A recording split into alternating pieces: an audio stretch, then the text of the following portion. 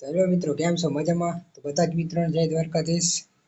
મિત્રો, હું તમને એક કારખાનું બતાવું છું. કારખાનું મસ્ત મજાનું કારખાનું છે. એની અંદર બોટલ, કેન, જે તેલના કેન આવે 5 લીટર એ બને છે, અને પાણીની બોટલ પણ જે બને છે એ હું તમને બતાવું છું. વિડીયો સારો લાગે તો લાઈક અને સબસ્ક્રાઇબ કરી દેજો.